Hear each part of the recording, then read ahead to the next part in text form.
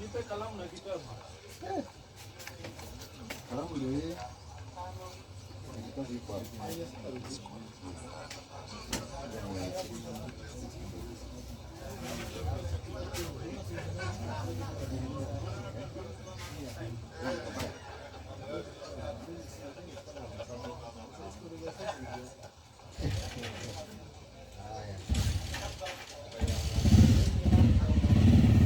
Alafu umenipea kalamu ya mwalimu ya kumaki kitabu. Oh, yani watu inasomeka.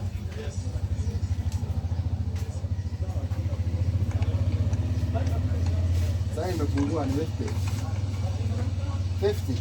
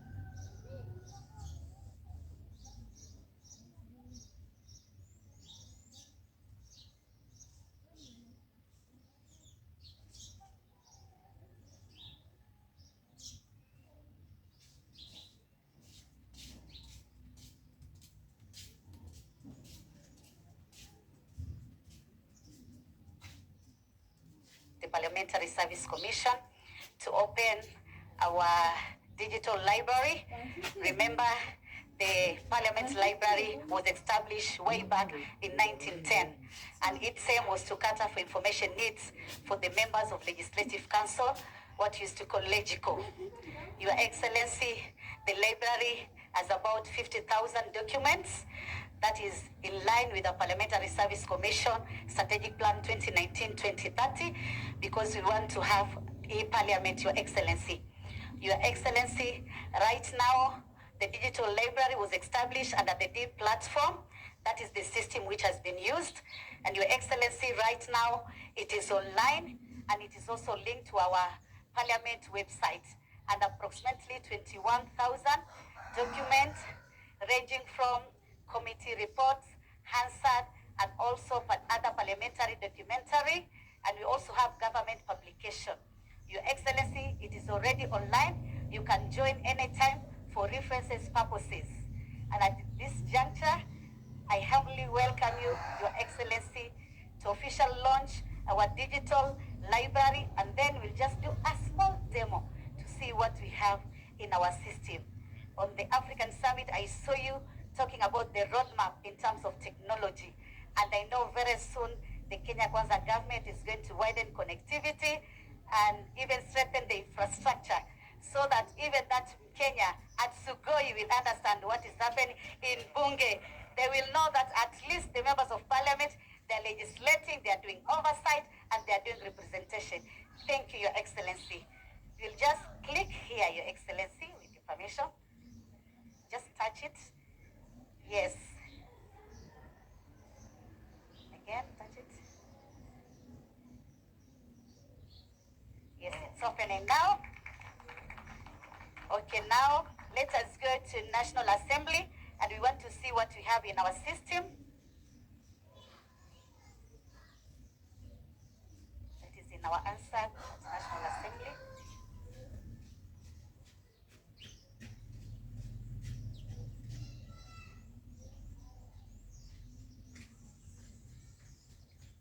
Yeah, these are the Hansard, and let us see what we have. So that any time His Excellency and even other Kenyans, because it is open to the public.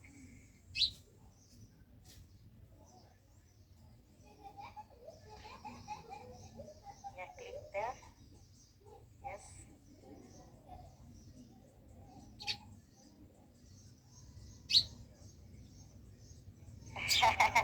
No, yeah, it is just for demo for you, Your Excellency.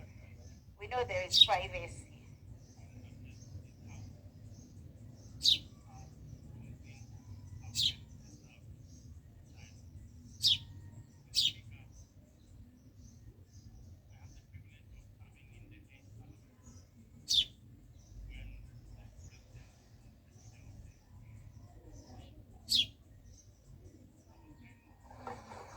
Page 31, when I first came into this house.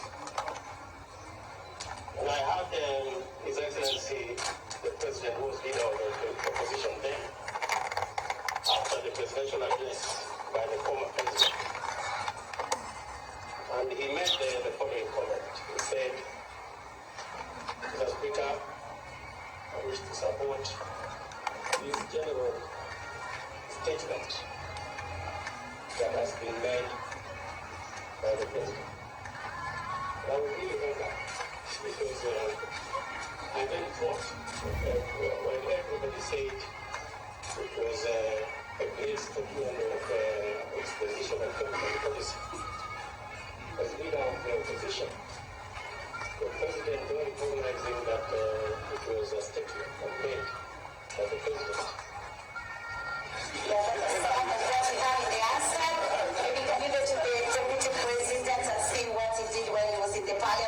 Before he became the Deputy President of the Republic of Kenya.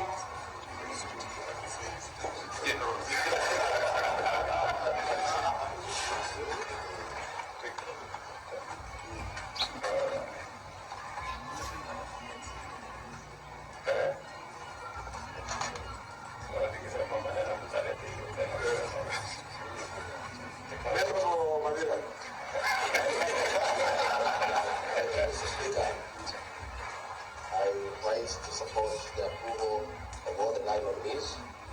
And first and foremost, I want to thank His Excellency the President for nominating a team of very competent professionals professionals to assist him as a deputy president in the management of the affairs of this great nation. Mr. Speaker, I would like to ask my fellow members that we approve the entire list to give the president a team to begin serious work. Mr. Speaker, we are all aware we have lost 6 months. Yeah, thank you, Your Excellency. As President, that is just part of what we have, but we have so many other documents, and anybody can just go online, and it is also linked to our Parliament website. Thank you, Your Excellency. Asante sana for the official launch, and you're most welcome.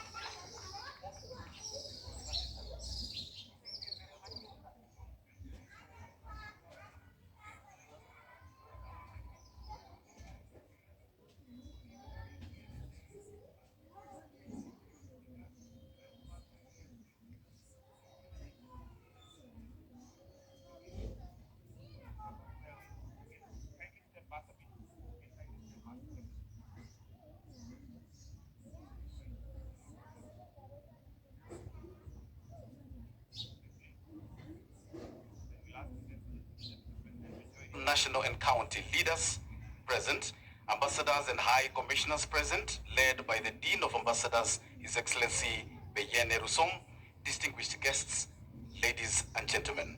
Your Excellency, allow me now to invite on the dais the chairperson of Commission Committee on Development and Security, who is also Member of Parliament for Mavoko, Honorable Patrick Macau, to make some welcoming remarks and thereafter invite the next speaker. A round of applause, ladies and gentlemen.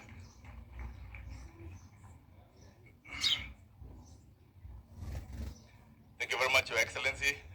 Let me join my MC by recognizing all those protocols. Your Excellency, today is a great day for the Commission and for members of Parliament. Your Excellency, I want to quit this journey with a team of really, because they are usually 4. And Your Excellency, when you look at this project, the journey began with the 3rd Commission, 4th Commission, 5th Commission, and this is the 6th Commission. Your Excellency, starting a journey is good. Being number 1 is easier than remaining number 1, Mr. Chairman. So I want to thank this Commission and the 6 Commissioners who have seen this journey to where it is. Your Excellency, they have burned the midnight oil for this project to be successful and have this day successful under the able leadership of our chairman, the Speaker of the National Assembly, Dr. Masika Wetangula Moses. Your Excellency, without much ado, I'll just go straight to the program. Mr. Chairman, one thing that nobody can, Your Excellency, one thing nobody can ever take away from you is a gift you have, and that gift is of memory. Your Excellency, you have a very great memory. You only meet a person once, and you never forget them. Your Excellency, when I grow up, I want to be like you. That is why I don't want to go through this program. Very fast, Your Excellency, allow me to invite the PS Public Works to give his remarks on behalf of the CS Public Works. Karibu sana. Thank you.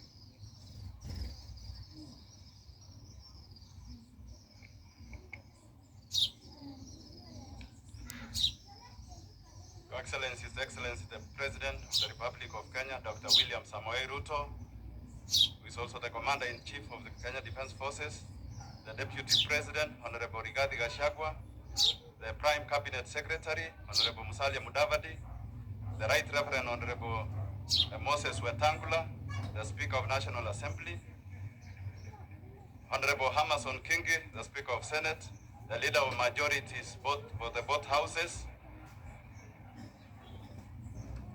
Cabinet Secretaries present, Your Excellency, on behalf of the CS, the State Department of Public Works, Lands and Housing, with your permission, I want to take this opportunity to relay her greetings.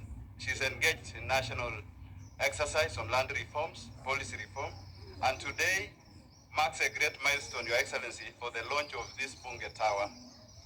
This project was conceived and the project consultants were procured by the client in July 2009 by the Parliamentary Joint Service Commission.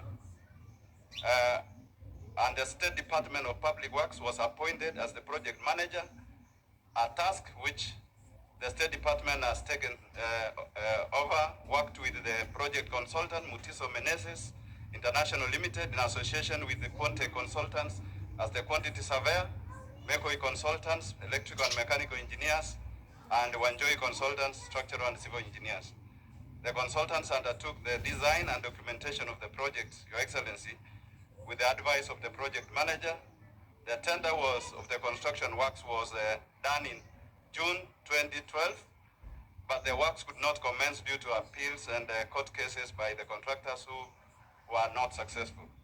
The contract was eventually awarded, entered into in September 2013, and the site handed over to the contractor in February 2014.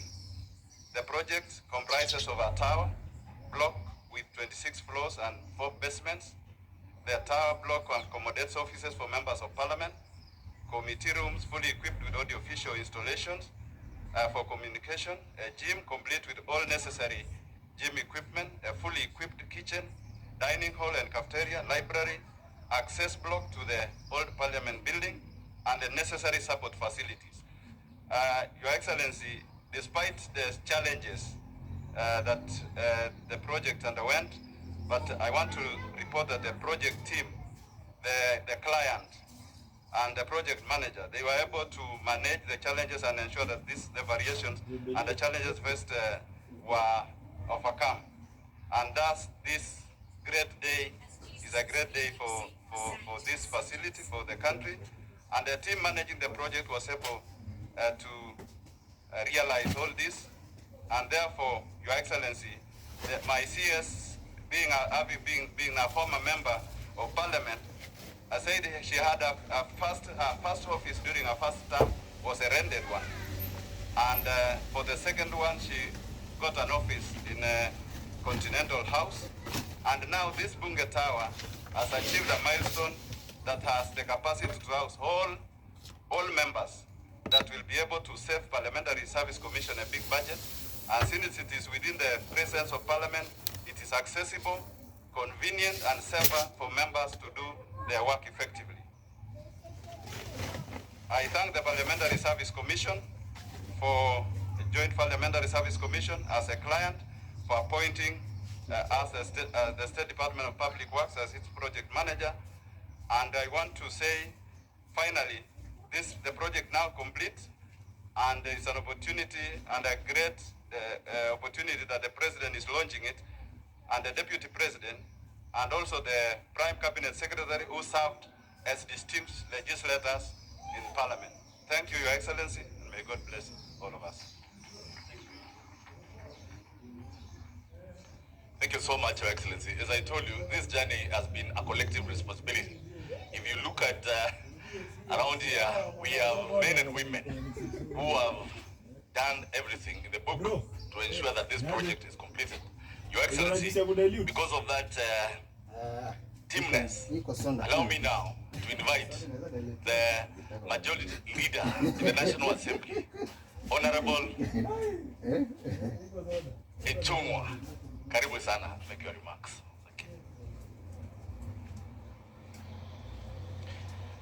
Thank you, Honorable Macau. Your Excellency, the President, Deputy President, the Right Honorable Speakers of the National Assembly and the Senate, Honorable members, good morning.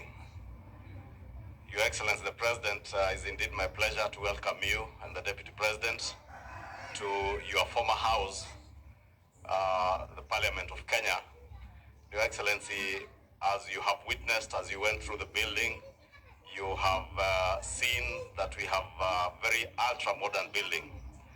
Your Excellency, when Speaker, the chairperson of the Parliamentary Service Commission was elected, the Speaker and became the chairperson of the Parliamentary Service Commission, many members will recall that Speaker Wetangula did promise us that within this term, we will use this building, and must take this opportunity on behalf of all the members of the National Assembly and indeed all members of Parliament, including those in the Senate, to thank the Commission and the chairperson of the Parliament Service Commission for the great work that you have done to actualize the completion of this building. Your Excellency, this building, the completion of this building also marks a very momentous occasion for us. You know, Your Excellency, under your administration, you have endeavored to make sure that all government agencies, ministries, and departments do cut on costs. And Your Excellency, the completion and opening of this building that you've just done this morning goes a long way to helping the institution of parliament and indeed the legislature to institutionalize huge cost-cutting measures. Your Excellency, you have witnessed and seen many of the committee rooms, almost 26 committee rooms that are now operational in this building. And I'll just give you an example, Your Excellency, because you did ask a question about those committees that are bigger than 15 members, and part of those committees is the Budget and Appropriations Committee, which I'm fortunate to have chaired in the last parliament. On average, Your Excellency, every time we were processing budget, like the process that will begin from the end of next week, when you submit the annual estimates, the Budget and Appropriations Committee has had to retreat to a hotel for a period of about 2 weeks to consider the budget estimates. During that period, Your Excellency, the National Assembly has been incurring an average of 1.5 million shillings on a daily basis for the 2 weeks that the committee would retreat to a hotel either on Mombasa Road or in South Sea at the Boma Hotel. That tells you, Your Excellency, the amount of savings that you'll be making, not just in this institution, but also in your government, because we require many ministers, many principal secretaries to be present in those meetings, and they have had to commute from their offices in the CBD to out of Nairobi, taking a lot of their time, Your Excellency. We've also had challenges, Your Excellency, with committees meeting, and at times your own ministers and PSs appear for committee meetings, and there are no rooms because we had less than 10 committee rooms. Indeed, I think we had only 9 committee rooms. We've had to use the small dining room, the new dining wing on the new side of Senate, to be able to accommodate the committees that are sitting. And many a times we've had meetings cancelled to a great expense, not just to Parliament, but also to other institutions in government. Therefore, Your Excellency, the opening of these new Bunge towers that you have just opened this morning will also is also in line with the cost-cutting measures that your administration has instituted. And we thank the Commission for the great work they have done. And Your Excellency, we do pray that this building will be utilized by all these members for the better service to the people of Kenya, and of course, as we oversight your government, to ensure that there is meaningful and proper oversight of all government ministries and departments. With those many remarks, thank you, Your Excellency. Thank you very much. Let's give him a round of applause. Your Excellency, once more, you know, the journey of a politician is very interesting. Your Excellency, there's a gentleman here who I call him very lucky. Your Excellency, last parliament, a very young man from the Rift Valley joined the Senate, and he was lucky to be nominated commissioner in the 5th commission, and now is a majority leader in the Senate. Now, Your Excellency, it's my singular pleasure to invite Senator Commissioner Cheruyot to make his remarks. Karibu. Thank you, Your Excellency, the President, Your Excellency, the Deputy President, Prime Cabinet Secretary, our 2 speakers, colleague members of Parliament, and all guests who have come. I greet you all good morning. It gives me a great pleasure, Your Excellency, to be back here this morning to celebrate alongside the Parliamentary Service Commission and our colleague members of Parliament to open this building that many people have worked extremely hard. This building has transited over 3 commissions, the 4th, the 5th, and the 6th. And eventually today we are here to celebrate its opening. Your Excellency, welcome home. In your public life, both you actually and the Deputy President, you've been in Parliament longer than you've been in the Executive. You're here for 15 years. I think you've been in the Executive for only 12, and 5 for your Deputy here in Parliament, and 2 at the Executive. So this is home for you. I don't want to calculate for the Prime Cabinet Secretary. I think he came here long before I was born. And glad to have all of you here. There are many things that we can celebrate about this building, Your Excellency. But the best that I recall, because I worked together with my colleagues in the 5th Commission to ensure that certain elements of this building reflect what we espouse as a country, is the audio-visual system. What you haven't been told, Your Excellency, is that in all the 26 committee rooms, they are fitted with state-of-the-art audio-visual technology that allows the people of the Republic of Kenya to follow for the very first time committee sittings live in session. Meaning that as a member of parliament, and this is a warning to my colleagues who are here, you can no longer tell your constituents that, oh, sorry, I can't pick your call, I'm in a committee. Because it's on a live website, and they know the committees you're serving. They can easily go and see whether you're present or you're not. But most importantly, is the fact that members of the public will know how you as a committee arrived at certain decisions before you bring your report back to the House. All the 26 committee rooms. And I celebrate the team that put together that, because we are taking parliament to the people of the Republic of Kenya, and they'll be happy to know, even before we debate on the floor, why committees have voted this way or the other way in consideration of legislation. I don't intend to be long. I thank you, members. Thank you also for finding time to join us this morning. On behalf of the Senate and the leadership that is here, my not the deputy, but leader of minority is also here, and our colleagues from the minority side. We thank you for finding time. I thank you all. God bless you. Have a good day. Thank you, Senator Cheriot. Your Excellency, now allow me, just like in legislature, there is amending and deleting. We are going to amend this program, and I'm told I now call the leader of minority in the National Assembly, one Honorable Wandai. Karibu sana. Your Excellency, the President of the Republic of Kenya and the Commander-in-Chief of the Armed Forces, of the Defense Forces, the Kenya Defense Forces, Honorable William Ruto. You are the Deputy President, Your Excellency Rigathi Gachagua, the Prime Cabinet Secretary, the 2 speakers, all protocol observed. Mine is very, very simple. First and foremost is to congratulate the Parliamentary Service Commission for this wonderful achievement. Your Excellency, when we came to this parliament for the first time in 2013, this was a parking lot. And we parked our cars here for about 2 or so months before the foundation was laid of this wonderful building. But we cannot forget that this project was perhaps conceived by the 10th Parliament under the able leadership of Speaker Kenneth Marindi. Later on, of course, the project was undertaken under the chairmanship of Speaker J.B. Muturi, who is here with us. And a lot of other people have contributed to the completion of this project. Let me say also, Your Excellency, that a number of things have been said about this project in the public. But I must also confirm that in the 12th Parliament, I was privileged to chair the Public Accounts Committee. And I was also in that committee with my good friend, Honorable Aden Dwali, and he's here, and Honorable Makau, the Commissioner. At no one time were we able to establish any form of impropriety, because we were able to look at the books of accounts for the PSC. And therefore, Your Excellency, I want to allay any fears that could have been there, that perhaps this project has been shrouded in some form of mystery or corruption. You know, I like talking about facts. When I talk out there, I talk when I've got facts at my fingertips. And therefore, for this project, Your Excellency, if I were to be asked, I would give it a clean bill of health.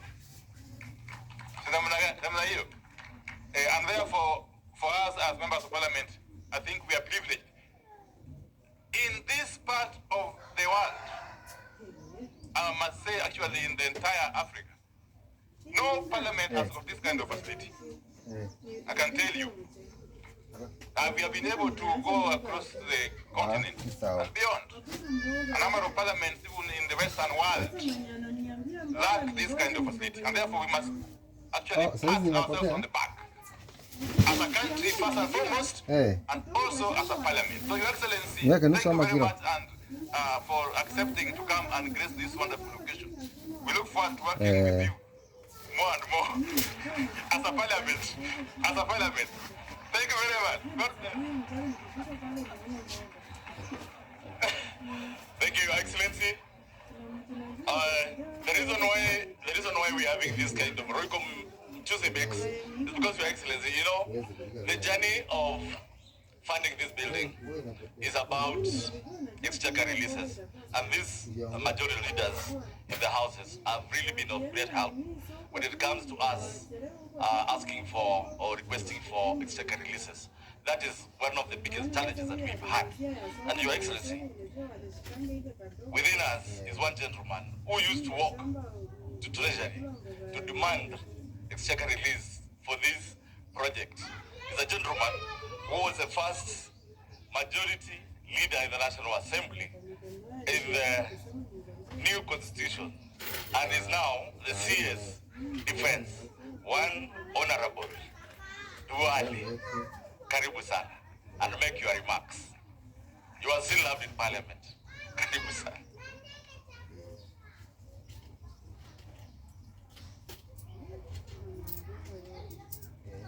Your Excellency the President, Your Excellency the Deputy President, Your Excellency the Prime Cabinet, and our two great speakers.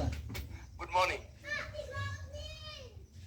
Your Excellency, allow me to confess that you used to have an office yourself here when you were the Minister for Agriculture.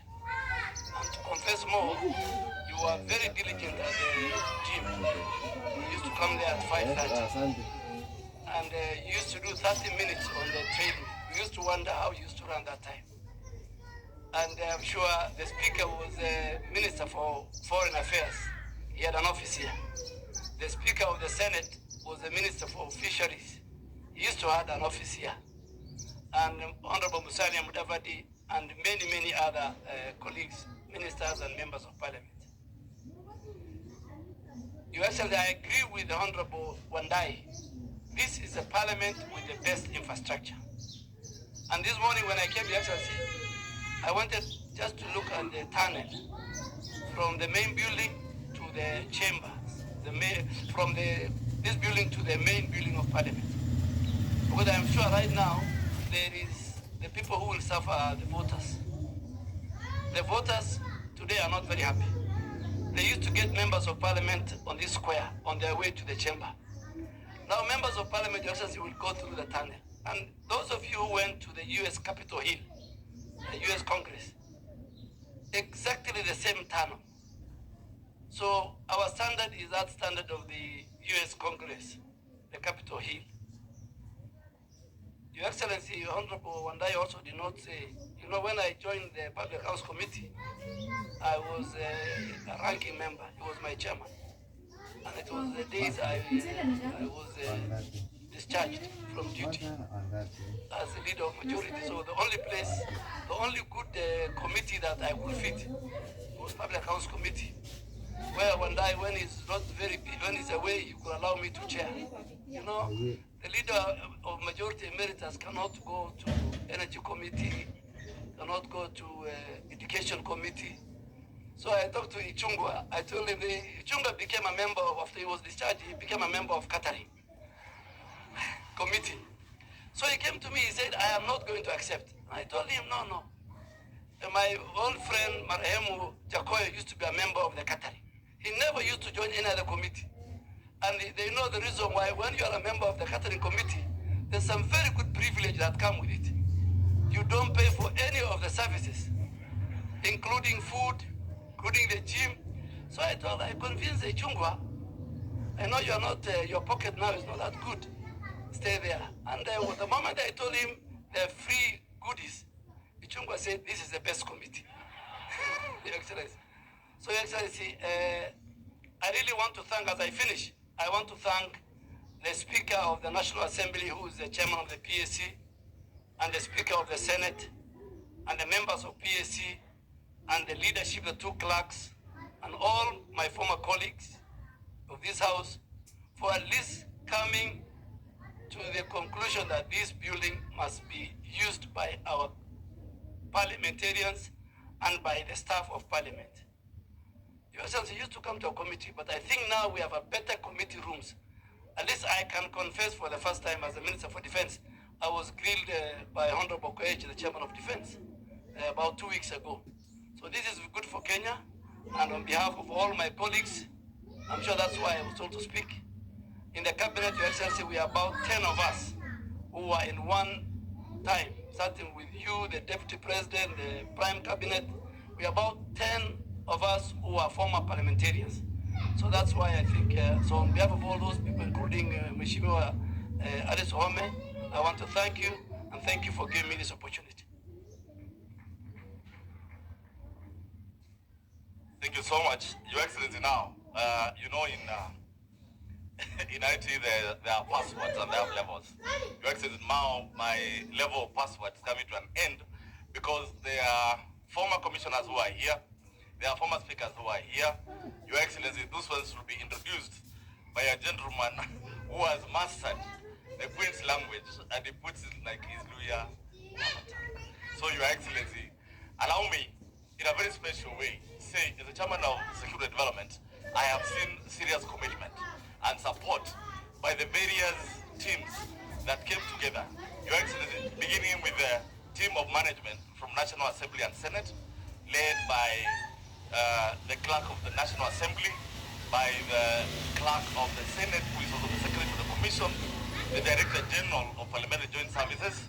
Your Excellency, they worked together with the contractors and all the government agencies to see to it that this project was completed in time. Your Excellency, it was not easy. We've had challenges. As I told you, exchequer releases were a big problem. However, Mr. Chairman, one thing I want to really compliment the 6th Commission is that they came in under the leadership of Dr. Moses Wetangula and put together the contractors who, again, I want to thank them in a special way. Despite having some outstanding amounts, they came together and Your Excellency made sure that this building is commissioned by you during your term. Your Excellency, I want to thank you in a very special way, the way you have continued supporting the commission, and I am sure, going forward, this commission, and you've seen we don't have enough offices. Your Excellency, going forward, if we get the funds, I can tell you, we are going to complete the CPSC, we are going to buy all these parliamentary square. Your Excellency, I know now, if you walk to Parliament, you will see something beautiful. You think like you are walking in the greeneries of London. We are trying to bring London here. Your Excellency, if you walk around here now, you will see there is some sense of greenery, and we are compliant to green energy 2030 vision 2030 I think so, Your Excellency.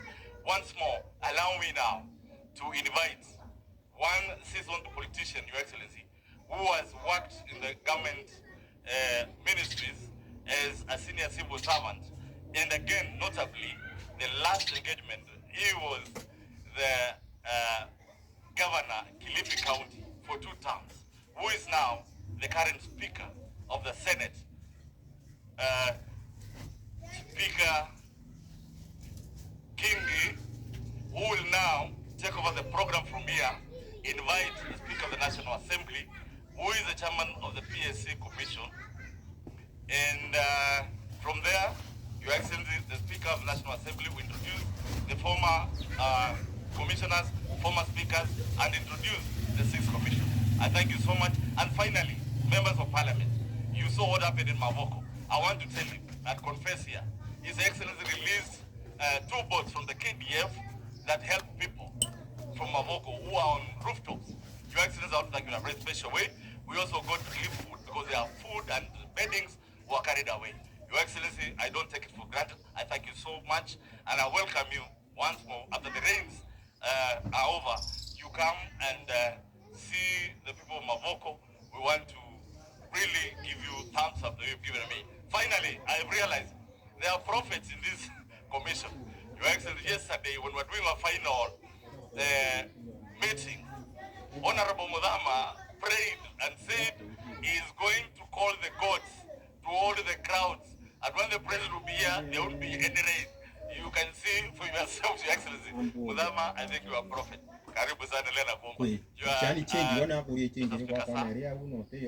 come and make my thanks. Thank you very much.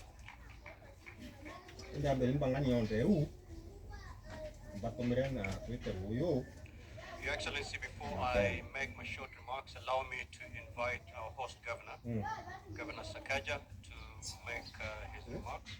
If I don't do that, there's a small road is next to me somewhere. It may jeopardize that. Thank you so much, Speaker of the Senate, Your Excellency, the President, the Deputy, Right Honorable Speakers, former colleagues. Your Excellency, this building fills us with a lot of nostalgia. I have been a member here, and we used to joke that when the building is done, we should call it the Mirage, because it kept moving. It was a moving target that we couldn't see where to get to. Your Excellency, our constitution is clear about the place of parliament. Since all Kenyans cannot fit in one, that we divide ourselves to look at Article 89 to as equal as possible. Constituencies to have somebody to represent us. This is Kenya House. This is where the people of Kenya, actually congregate through the elected representatives. I'm very proud of the work done over the years. I want to congratulate the Commission. People has forgotten to mention the work we've done together to do this entire square, in 2 months, Your Excellency. If you look at the Capro, if you look at the trees, the garden. But now there's not a problem, but an opportunity that has been transferred to me. Because with the tunnel, all these people are coming to City Hall. Your Excellency, if they cannot wait for their members here, they will come and I'll be very happy to host them at City Hall because they can come in. Your Excellency, part of parliamentary tradition is what we call the lobby. If you go to Westminster, the space between the House of Commons and the House of Lords is what is called the lobby, and that is where the word lobby came from, because people 150. lobby their members about legislation or intervention. I hope that either in this square or somewhere we can still find a place, and even with the technology we have today, because we have Twitter, Facebook, we have email, we can find a way to reach our people, we'll still feel close to the elected representatives. Hongera for the work, Speaker, Chairman of the Commission. He has been on my case every 2 days, 3 days when our team was but I'm very happy and proud of the team from the county, also led by Engineer Tirop, for the work that they've been able to do. We pray for continued partnership between ourselves and Parliament, respect the place of Parliament, governance structure. My entire career chaired committees. In fact, I'm the only member of National Assembly who's chaired secretaries, because I chaired the joint committee, then that had both the Senate and the National Assembly. And that time it was daunting. I want to encourage the young members. I had members like the late Otieno Kajwang, the late Tendon Kaiseri, members like former Minister Uri, and there's this 28-year-old who is telling them you're out of order. And they will tell me, come on, Kijana, what do you know? But over time, it turned into respect.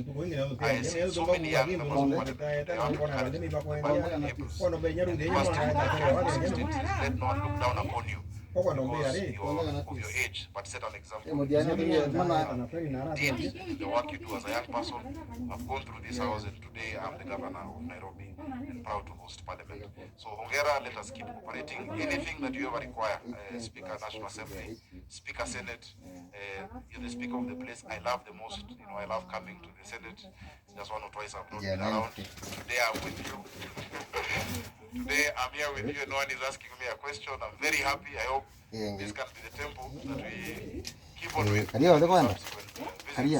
Let us maintain this. Senator Mugama yesterday spoke to me, called on me and said, this place looks now like Europe.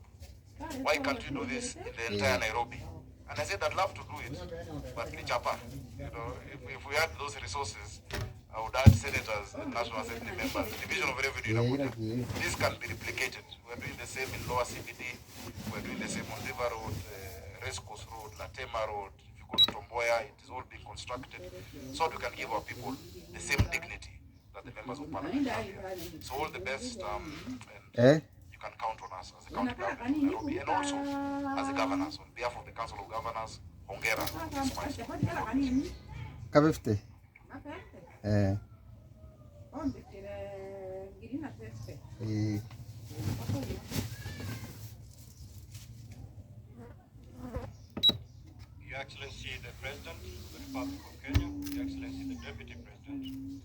rather the Right Honorable Speaker of the National Assembly, and also the Chairperson of the Parliamentary Service Commission, honorable members present, the Prime Cabinet Secretaries present, clerks of Parliament, distinguished ladies and gentlemen. On behalf of the Senate of the Republic of Kenya, I take this opportunity to welcome you most cordially to the official opening of this iconic building. This event is a culmination of years of hard work and marks a significant milestone in the history of Parliament of Kenya. Bunge Tower symbolizes progress in the development of public institutions in our republic. Indeed, we do acknowledge the effort by the Parliamentary Service Commission in ensuring that the structure incorporates modern building technologies and environmentally sustainable practices. That showcases Kenya's advancement in green building and promoting energy efficiency. This demonstrates our appreciation of the reality of climate change, which has emerged as one of the most pressing global challenges. Modern facilities available in this building, among them the library, gymnasium, committee rooms, and other essential amenities, provide conducive environment for members of Parliament and the Parliamentary Service Commission staff, and promises to enhance their work output. Your Excellency, sir, the promulgation of the new constitution in 2010 gave birth to a new political dispensation in our country, which radically altered our engagements in our socio-economic and political spheres. Notably, it redefined political representation by introducing a new model featuring a devolved system of governance and reverted to a bicameral parliament comprising the Senate and the National Assembly. Consequently, our legislature witnessed a rise in the number of members as the re-established Senate brought in 67 senators, 47 of them elected by counties and 20 nominated representing different interest groups. The National Assembly, too, was not left out, as more honorable members came on board, swelling its ranks from an initial 224 to the current 349, a notable inclusion being the 47 women representatives. Inevitably, Your Excellency, this increase in number of legislators occasioned an unprecedented surge in demand for office space for members and the support staff, compelling Parliament to seek additional space. This necessitated the renting of premises within Parliament, Parliament Square, and the CBD at large to mitigate the situation. Over the years, this has proved to be counterproductive, as it has saddled Parliament with an annual rent bill that has since soared to 400 million. This predicament fully justifies the need for an office block that not only presents a centralized work environment with all essential amenities easily within reach, but also meets the standards of a modern workstation ideal for our legislators, while curtailing further expenditure on rent. This is what Bunge Tower is, a game changer for Parliament and the Kenyan community. For the Senate, Your Excellency, Bunge Tower bears additional significance in being the latest milestone in a remarkable journey of improving facilities and workstation for members, both for plenary and committee activities. Thanks to the support by the Exchequer, honorable senators now sit in a modern chamber with a capacity for 80 members, a commendable progress from the modest spaces they occupied first at the Kenyatta International Convention Center, KICC, and later at the County Hall. Your Excellency, as I conclude, allow me to reiterate that the completion of Bunge Tower undoubtedly instilled in us a sense of pride and ownership, symbolizing our collective investment in the future of this country. It stands out not only for the beauty it adds to the Nairobi skyline, but for its outstanding features that have been of great interest to visiting delegations and school teams on learning tours. Without doubt, this will continue to bolster the image of Parliament of Kenya as an institution and as a destination for benchmarking for other parliaments in Africa and beyond. This is a big plus for our nation. Once again, Your Excellency, I sincerely thank you for accepting the invitation to grace this great event to officially open Bunge Tower. May God bless you and may God bless Kenya. Thank you. I will at this juncture invite my brother, the Right Honorable Speaker of the National Assembly and Chair of the Parliamentary Service Commission. Karibu.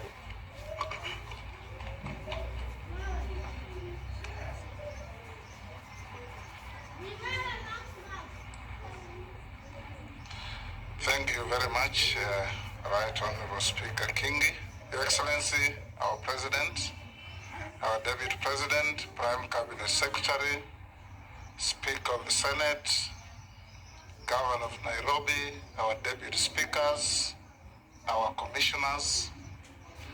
Allow me to, in a very special way, thank you, Your Excellency, for accepting to come to this event. When we talked yesterday, you actually wanted to be here by 8. And I told you I'm not sure our kitchen is functioning. So you arrived right on time. And before I say anything, allow me, one, to acknowledge the presence in our midst of our former speakers who conceived this idea and saw it to where it is. We have Speaker Emeritus Xavier Francis Olekaparo in our midst. It was at his time that this plot was purchased for Parliament. Allow me to acknowledge Speaker Kenneth Marende is in our midst. At his time, the designs were made and the building is now here. We have the Honorable Kijana, my brother, my classmate and roommate, Justin Bedan Joka Muturi, our current Attorney General and our immediate former Speaker. Thank you very much. We have in our midst former commissioners of the Parliamentary Service Commission. You may be upstanding to be acknowledged. We have Jimmy Angwenye, we have Dr. Ali, I can see Olaga Alwoj, I can see all of you. We have Adan Kainan, we have Lona Melo, we have Dr. Naomi Shaban, Aaron Cheriot who spoke here, we have Walter Nyambati, we have Lekuton, and who haven't I mentioned? We have Momanyi, Ben, Karibu Sana,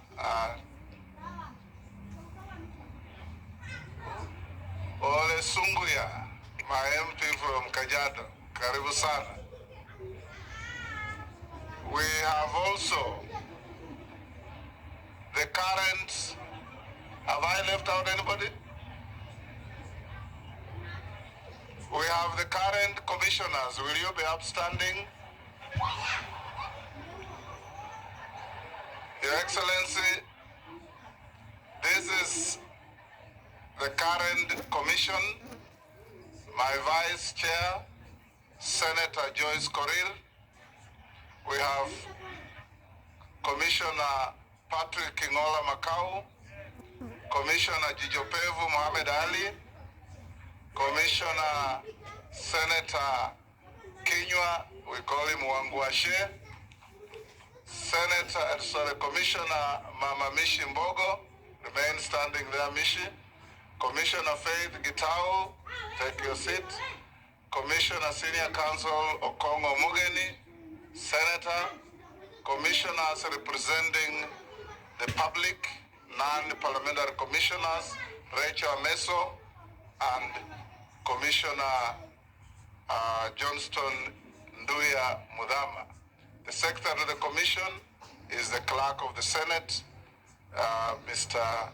Jeremiah Nyegenye. I want to invite Mishimbogo on behalf of the Commission and also to break the monotony of too many male speakers. Yes, for Commissioner Mishimbogo, akata Kiswahili kidogo, ndio niendelee. Asante sana Mheshimiwa Spika wa Bunge letu la Kitaifa, Rais wetu wa Jamhuri ya Taifa la Kenya, Daktari William Samoei Ruto, Deputy President wa taifa letu la Kenya, Mheshimiwa Rigathi Gachagua, maspika wetu wawili ambao mmoja ni Dr. Wetangula Masika, pia Jefferson Amason Kingi, spika wa Seneti, na pia kutambua mawaziri walioko hapa wote. Nimemwona waziri Mheshimiwa Duale. Tumepata pia apology ya Mheshimiwa Alice Wahome na wale mawaziri walioko hapa. Viongozi, maspika wa zamani walioko hapa, makamishna wa kitambo walioko hapa, niweze kusema itifaki zote zikizingatiwa. Kwanza ni shukrani zetu kubwa sana kwa niaba ya makamishna wenzangu wa Parliamentary Service Commission kumshukuru Rais wa Jamhuri ya Taifa hili la Kenya, na niweze kumwambia ya kwamba leo umeweka historia, kwa sababu jumba hili lilianzishwa miaka ya nyuma kulipokuwa na utawala wa marais wengine, lakini Mwenyezi Mungu na mipango yake, kumbe ilikuwa ni Daktari William Samoei Ruto aweze kuweka historia ya kufungua jumba la kifahari, jumba ambalo limechukua modeli ya kisasa, ya kitaifa, ya kiulimwengu.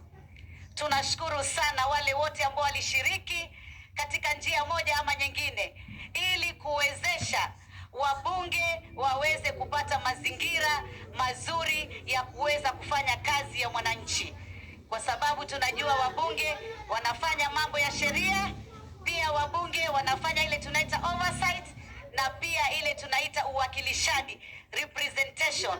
Kwa hivyo mpaka sasa, mbali ya kuwa tumeweza kukomboa taifa letu, kupunguza mambo ya utumiaji wa fedha, manake tumeona kila wakati rais anasema lazima to minimize expenditure.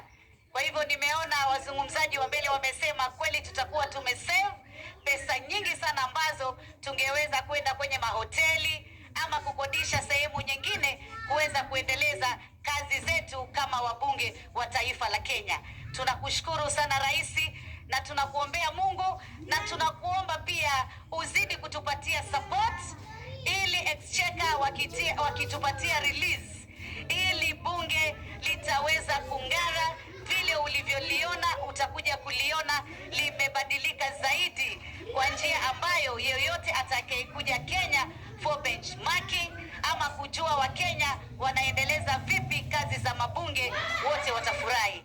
Haya yote tumeyafanya kwa ushirikiano wa our able chairman ambaye tunamuita Papa wa Roma, Mheshimiwa Daktari Masika Wetangula.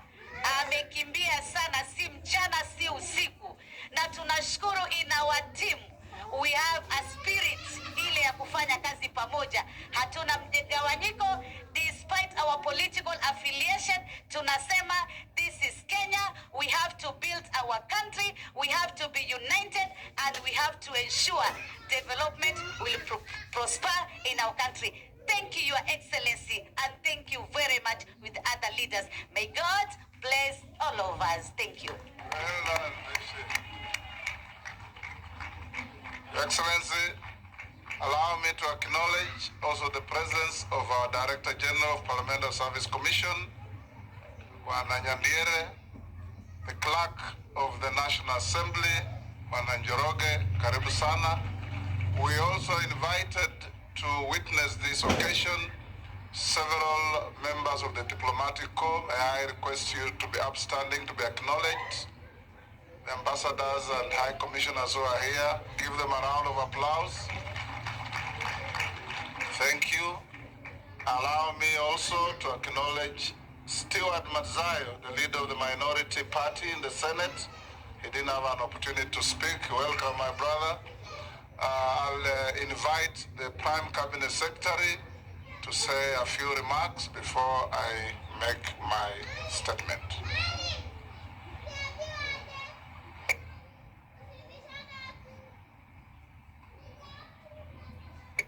Thank you, Mr. Speaker. Your Excellency the President, Your Excellency the Deputy President, the two speakers, distinguished legislators, ladies and gentlemen. I'll be very brief. My first remark, Your Excellency, is to join the previous speakers to commend the Parliamentary Service Commission for a job well done. A few years ago, not few, maybe several, we had a lot of controversy just acquiring Continental Towers in Parliament. I think at that time I was at the Treasury, and it was an uphill task because I think people did not see the need to elevate the status of Parliament in terms of giving it proper facilities. So it was a very controversial decision at that time. But everything has a good lining, and today we really congratulate you in this new structure. This building, in my view, has tremendously elevated the status of Parliament. Tremendously elevated the status of Parliament. And with an elevated status comes with elevated expectations, comes with elevated scrutiny, comes with elevated competition. I'm sure politicians out in the field are now looking at this. Mujichunge sana wajumbe. The second thing I want to say, Your Excellency, is that you have always taken the issue of Parliament very seriously. And indeed, it is your government that has created the first State Department of Parliamentary Affairs.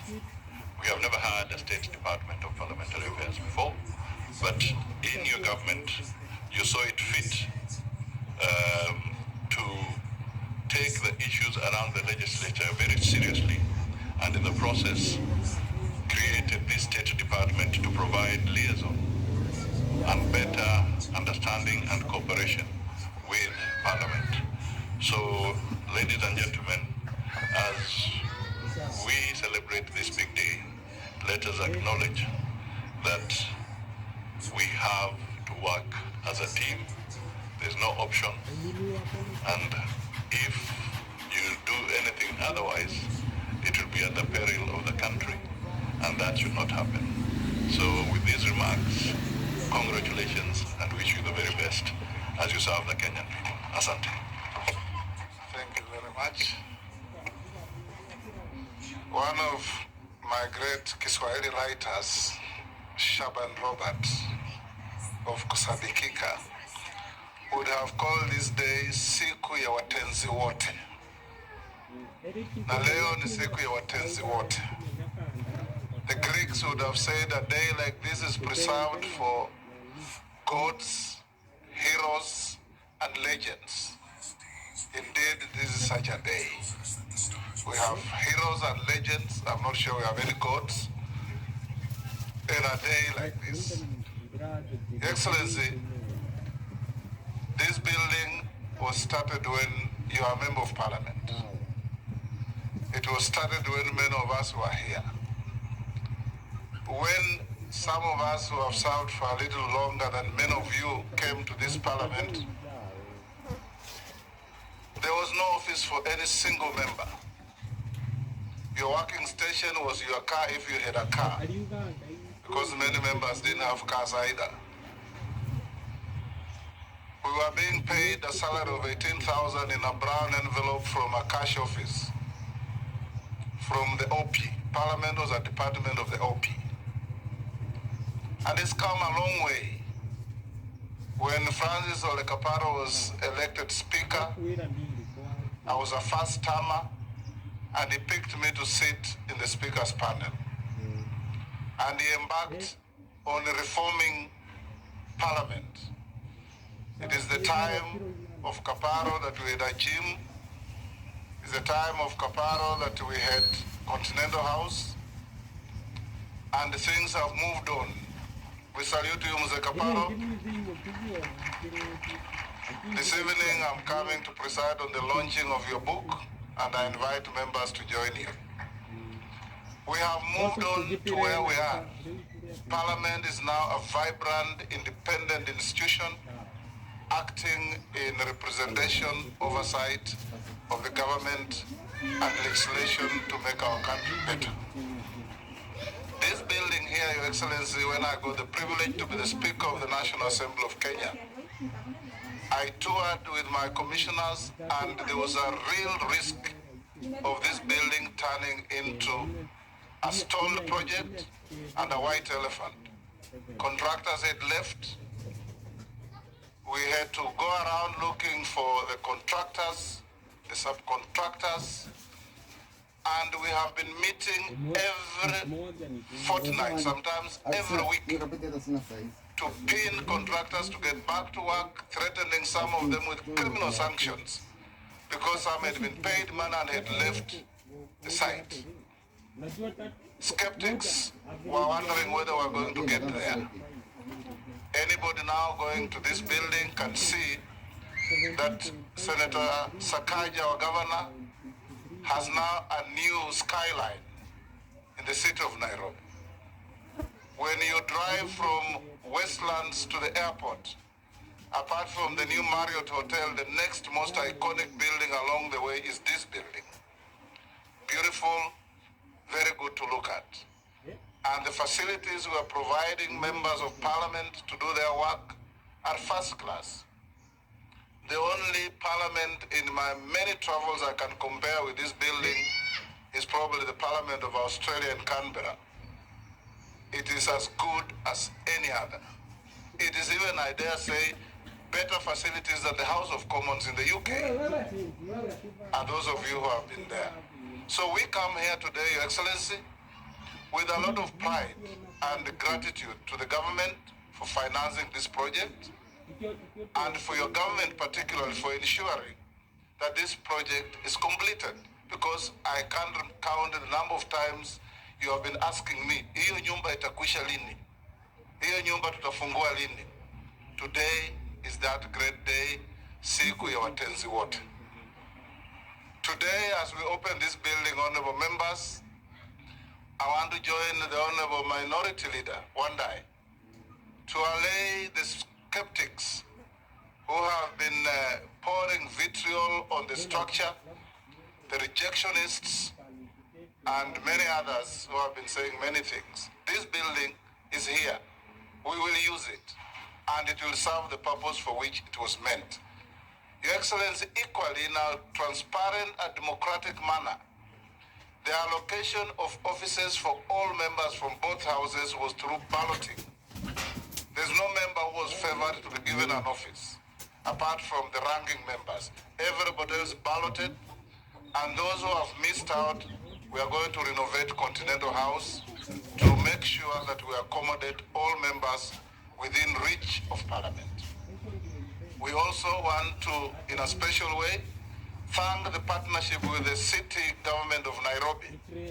Where we are sitting here was a parking lot for vehicles that carry dead bodies from Nairobi to other parts of the country. It was full of hearse vehicles here. This whole area was full of pools of water. When it rains, you cannot pass anywhere here. When I was exiled from leadership of the Senate, I was allocated an office in some building here called Red Cross. Whenever it rained, I would drive here and go back home because there was no access to the office. But now, this is one of the most beautiful gardens in the city of Nairobi, thanks to the governor of Nairobi, Honorable Sakaja. As I finish, Your Excellency, I want, on behalf of the Parliamentary Service Commission and the entire Parliament fraternity, to give you a firm assurance that Parliament will do its bit. Parliament will oversight your government. Parliament will appropriate resources for your government. Parliament will pass good laws to give meaning to your transformative agenda for the country, the Republic of Kenya, that you have embarked on. And above all, Parliament will be a partner in fostering security, stability, and unity of our country. I told our members as I finish, Your Excellency, from the restless North Rift, that it cannot be only the firepower of the police that will restore peace in those areas. That our members of parliament from those counties, Baringo, West Pokot, Elgeyo Marakwet, Samburu, Laikipia, Turkana, must go to the ground and engage the ordinary people. Our young people who are causing mayhem are the people who vote for you. Go back and talk to them and make it easier for our people to live together, to love each other, and to be patriotic and to know that the pain of one Kenyan is the pain for all Kenyans. Let me finish, Your Excellency, by once again thanking you for taking your time with the members of your executive to come and preside over the opening of this magnificent building. It's truly a day for heroes, gods, and legends for Parliament. Allow me now to invite Mutu wa kusema ukweli, my brother Rigiji, our Deputy President, to come and make a few remarks and then invite you. As he does so, on behalf of my brother Kingi, let me also acknowledge and mention in a special way our able deputies. You may be upstanding. My able deputy, Mama Sholei, Karibu sana, and Bwana Gadhuri, Deputy Speaker in the Senate. You are not given an opportunity to speak, but you always speak in the House, so you shouldn't complain. Karibu sana.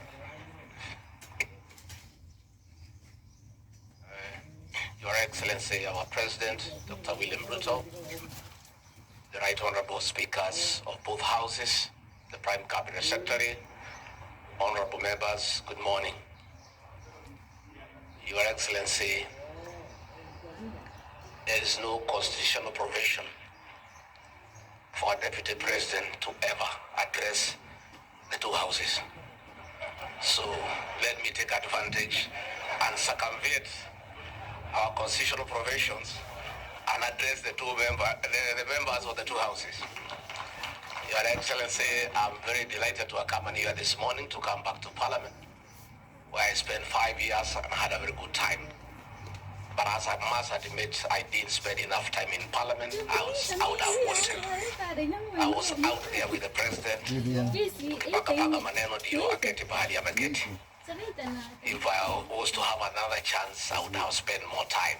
But I want to congratulate the Parliamentary Service Commission for the Bunge Towers. We have gone round. It's a very comfortable place. You have everything you need.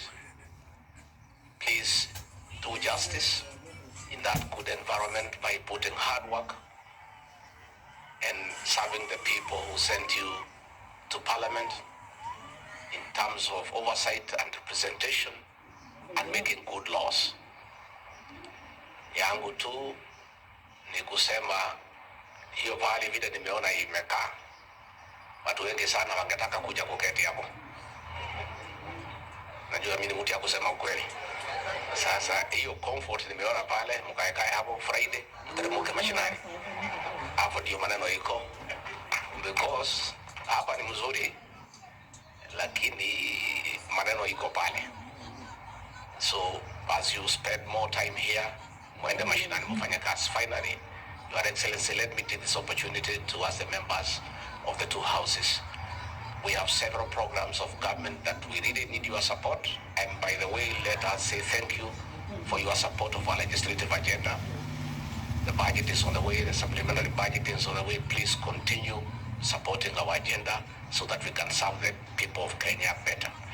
We have two programs that I want to ask for your support. We have a program on drug and substance abuse that we are fighting, that the President has directed me to lead the multi-agency team to make sure that we protect our people, our young people, the productive population from drugs. When we hold forums with our security agencies and our administrators, we do normally invite you as leaders to come so that we work together. Please, we'll be having some forum in Garissa, another one here in Nairobi, another one in Kisii, another one in Kakamega. When we do invite you, please do come so that together we can make decisions. And let me confirm for the avoidance of doubt that this administration under President William Ruto has tremendous respect for elected leaders across the political divide. the President is so persuaded that the contribution of elected leaders in terms of governance is critical. So when we do call upon you to come and engage with us in the national government, please always come. Mimi natakia nyinyi mema. We miss politics a lot kwa sababu hii kazi rais amepanga ya uchumi na nini imetutoa kwa siasa. Tuko kwa numbers, kupiga hesabu nini ni kazi ngumu. Sasa nimeona Honorable Mishi Mboko here ameongea vizuri sana, dada yangu. You've spoken very well. Sasa nikauliza rais, is this Mishi Mboko ile mjumbe ya Likoni? Because she speaks very well mkikutana huko, lakini akifika pale akishika microphone anatoa maneno mpaka unashangaa. So I think politics is very interesting. With those very many remarks, let me request you to be upstanding and help me to usher in the President of the Republic of Kenya, Dr. William Ruto, to come and address you, Mr. President. Asanteni sana, tafadhali tuketi. Mr. Deputy President, Prime Cabinet Secretary, the Honorable Speaker of the National Assembly, the Right Reverend.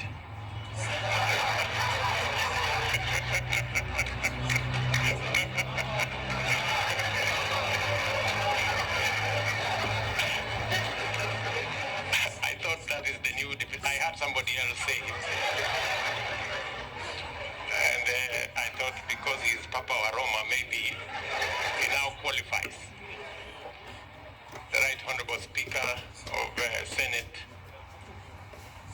former speakers, leaders, House leadership, commissioners, members of Parliament,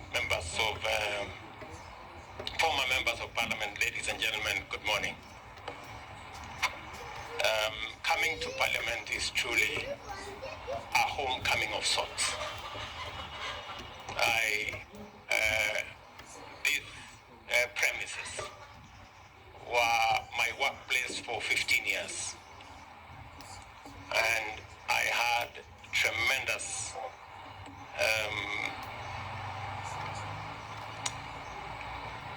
opportunity here to grow my leadership skills, and I'm very proud of the place of Parliament in the leadership of Kenya. I keep telling our members of Parliament, especially whenever I have an occasion to engage with a parliamentary group, that Parliament is a very premium platform.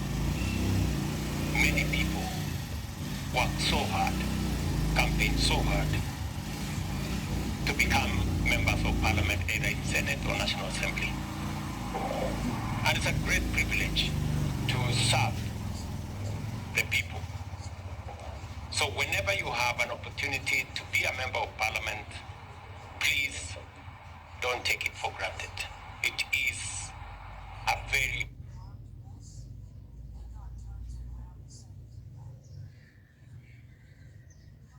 and that is why, in my mind, I have no doubt whatsoever that the resources that we have allocated for this Parliament to have the requisite infrastructure, capabilities for members of Parliament who are the people's representatives to discharge their responsibility and mandate is actually resources very well spent. And that is why it is my pleasure this morning to celebrate the culmination of a highly symbolic development project, which is a significant milestone on the Kenya Parliament's historic journey of growth as a national institution of critical importance. There is no doubt that the government has invested a great deal of public resources to provide our legislators with modern and high quality amenities to enable them discharge their functions. And I speak against the background laid by the Honorable Speaker here. When I was first elected as a member of parliament in 1997, 1998, there was no office for any member of parliament here. And we became the first occupants, I think, after about 2 years, under the leadership of Speaker Caparo, to occupy the building at Continental House. And it had many challenges, but it was a great improvement from us working from our private offices or from the parking lot in our cars. And because, members, you now have, according to your own admission, world-class facilities, we expect, and the people of Kenya expect, world-class representation, world-class legislation, world-class oversight.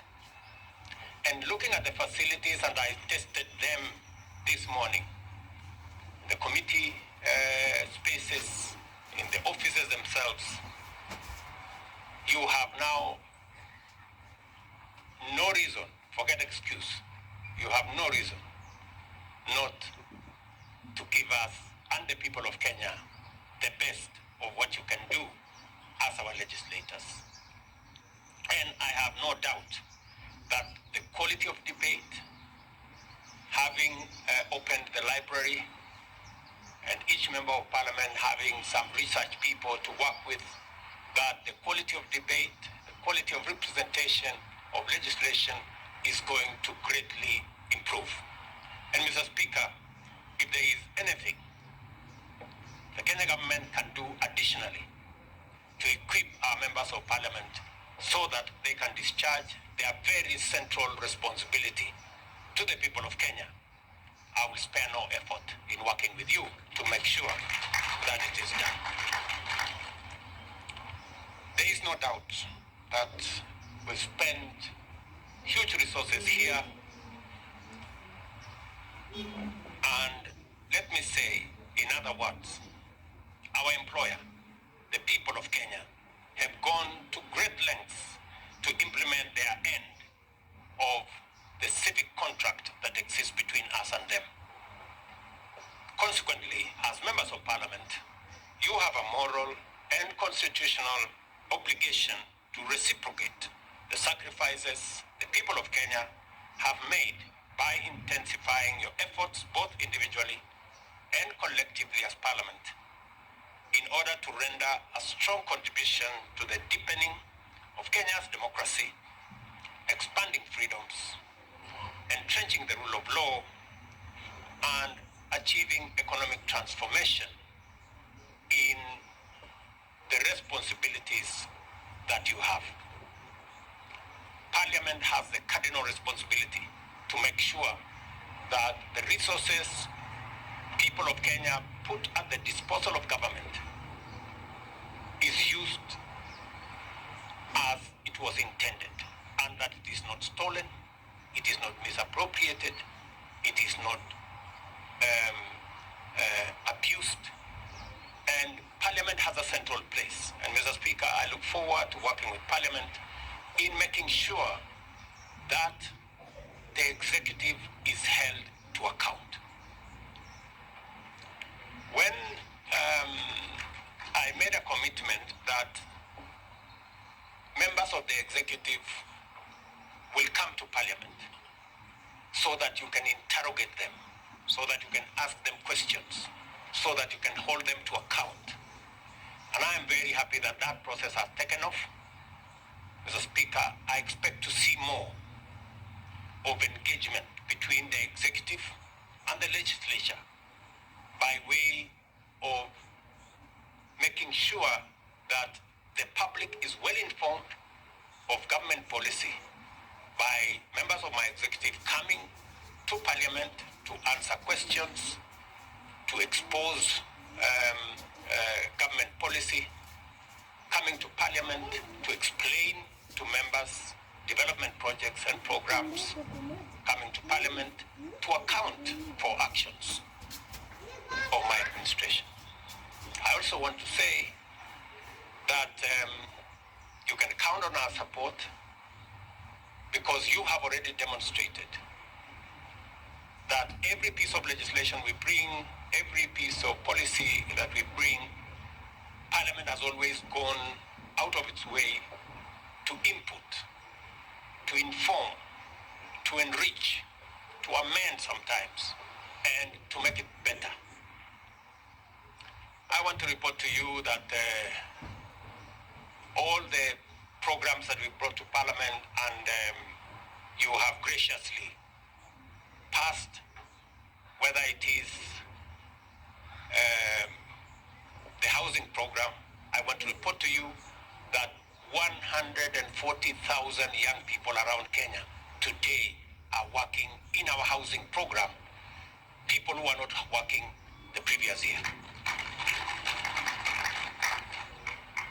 I also want to report to you that we are finalizing our universal health care program that has been in the works for the last almost 15 years. I want to commit to Parliament that because you have given us the legislative framework, you have given us the regulatory arrangements, we will make sure that that program goes forward and benefits the people of Kenya. The biggest beneficiaries of our universal health care program are members of Parliament. How so? The people in the WhatsApp groups raising money for this person and that person and the other person who has cancer, diabetes, and the other one are members of Parliament. Members, I'm trying to lift this big burden from your shoulders. So let us work together. I think it will be good if every citizen can walk into any health facility in Kenya and walk away without making a phone call to a member of Parliament to pay their bill. It will be the most important thing. This building, ladies and gentlemen, therefore, is a towering monument of every citizen's legitimate expectation that in return for their unstinting support, their leaders will apply themselves in a responsible, conscientious, patriotic, accountable, and honest manner to protect, uphold, and enhance the security, freedom, and prosperity of every citizen of the Republic of Kenya. In conceptualizing and building Bunge Towers, Parliament and the Executive were able to collaborate effectively and deliver a project of such magnitude in exemplary harmony. This building therefore symbolizes the power, partnership, and cooperation between arms of government to solve large-scale problems, transcend challenges, and achieve monumental positive impacts. It is an excellent demonstration that the bottom-up economic transformation agenda will be implemented on time if every arm of government gives it a chance. And if we are able to reach out in the spirit of goodwill, solidarity, and commitment to the values that unite all of us, irrespective of our political persuasions, regions, faiths, and other considerations. This building is not a monument to extravagance or grandeur in the service of vanity. It is not intended to symbolize entitlement or impunity in the sense of the ability of legislators to appropriate and expend public resources without accountability. That is not what it is. Rather, it should be a symbol of our sense of public duty, constitutional obligation, national values, and devotion to the national interest. When you look at this building and the magnificence of this building, it should remind you that you have a constitutional responsibility to the people who elected you and to the great country that we all belong. Therefore, Parliament is an institution, or as an institution, has no choice but to rise to the new era inaugurated by the opening of the Bunge Towers and deliver rigorous, effective, and consistent representation, legislation, and oversight. This moment in the history of our socio-economic and political development demands much higher standards from our national institutions, especially Parliament. We are gathered here to affirm our capacity to deliver this institutional quality and signal to Kenyans that henceforth there will be no excuses for poor, negligent, or unattentive performance. And as has been said here by members who've spoken, there is now no more reason for extra resources to travel to hotels and to places. I don't know whether that is true.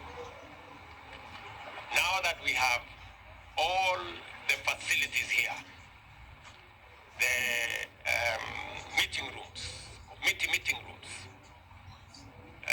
I hope I will see a significant drop, Mr. Speaker, in the budget of Parliament. Yeah, it must reflect somewhere. You guys have just said yourselves. Yeah. And the taste of the eating is of the pudding is in it.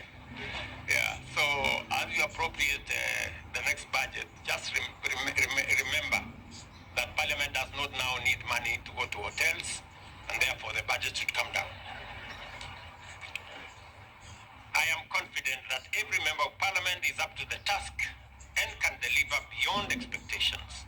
I have no hesitation, therefore, in expressing my very strong expectation that this and future parliaments will satisfy our nation's demand for excellent service from its public servants.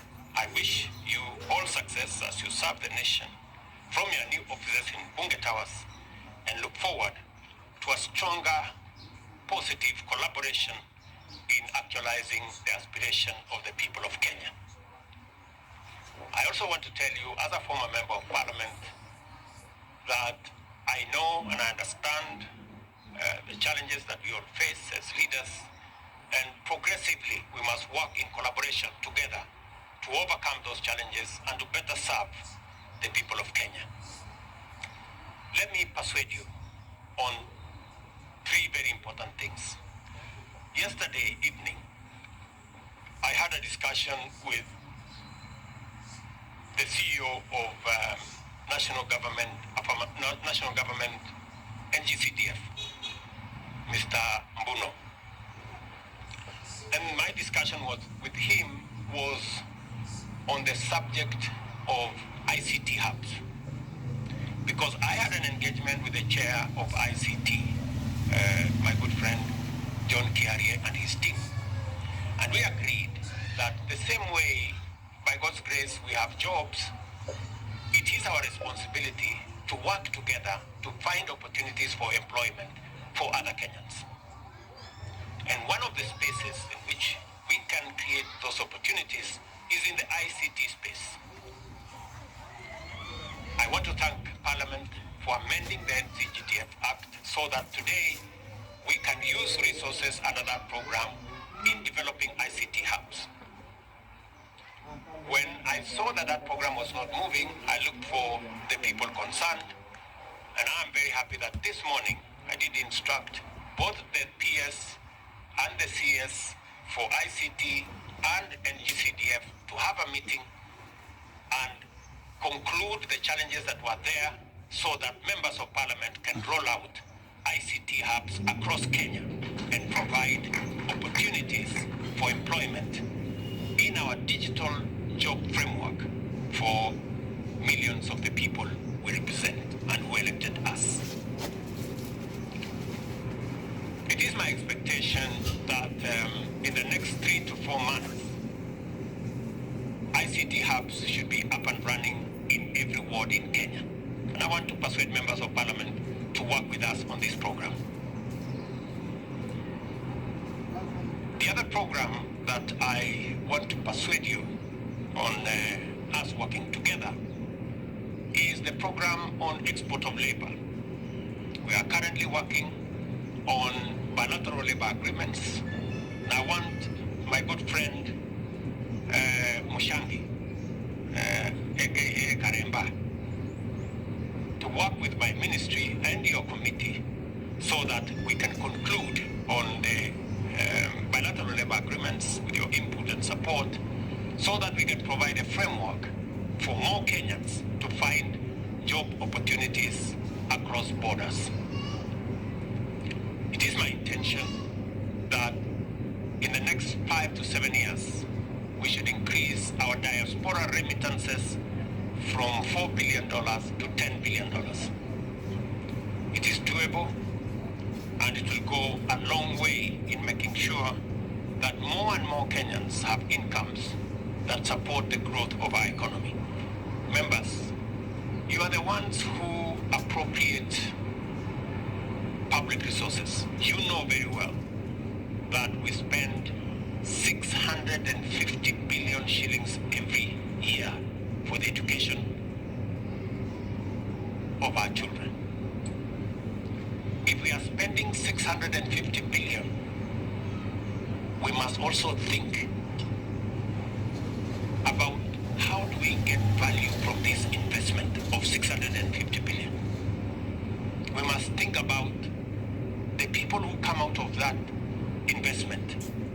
How do we monetize their knowledge, their talents, their expertise, their skills, and use it to drive the economy of our country and the progress of our nation?